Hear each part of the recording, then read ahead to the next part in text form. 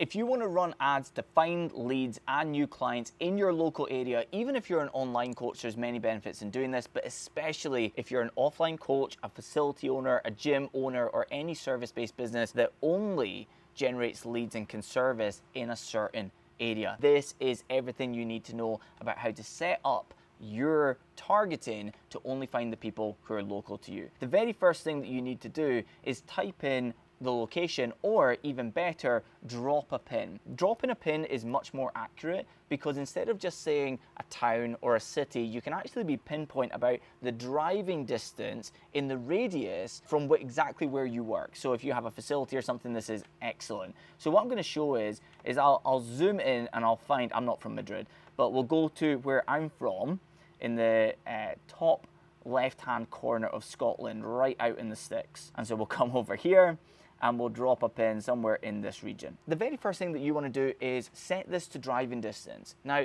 if you're in London, this is going to be like 2 miles, but if you're out in the sticks where I'm from, you're going to do like 25 miles. People would be willing to go 25 miles because there's not really anything on the road other than sheep and cows.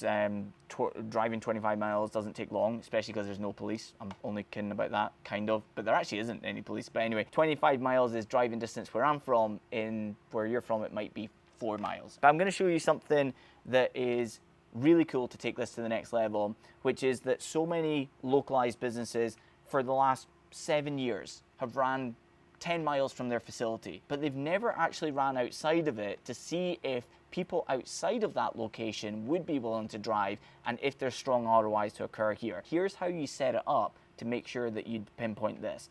Really simple. You're going to duplicate the campaign, and inside the campaign, you're actually going to drop a second pin. So if we zoom back in to where the pin was dropped, and we drop a second pin right beside it, what you can do is you can elongate it to 15 miles instead of 10 miles, just like I have here.